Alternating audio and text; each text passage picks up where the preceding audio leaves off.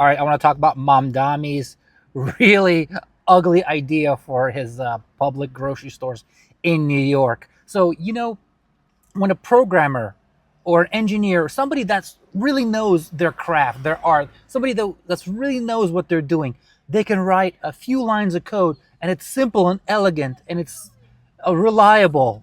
And somebody else later on could just look at those lines and understand what's going on. And it's beautiful, right? As opposed to somebody who doesn't know what they're doing, they can write thousands and thousands and thousands of pages of code and it's all buggy and it's like a mess. Mandami identified as, oh, we need 5 or 6 grocery stores in New York that are quote unquote supposed to serve a food desert. So his genius idea is government run grocery stores. What would be the advantage of that?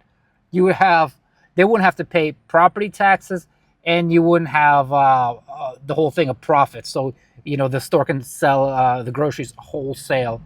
But that's pretty ridiculous because you're leaving out this huge giant government bureaucracy that's going to be unionized.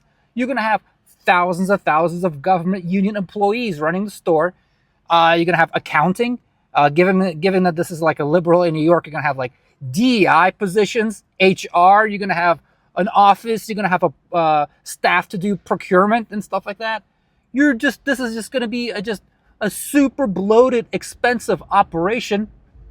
Not to mention, heavens forbid, somebody sexually harasses somebody or whatever, because the city of New York will be on the hook for millions of dollars of liability.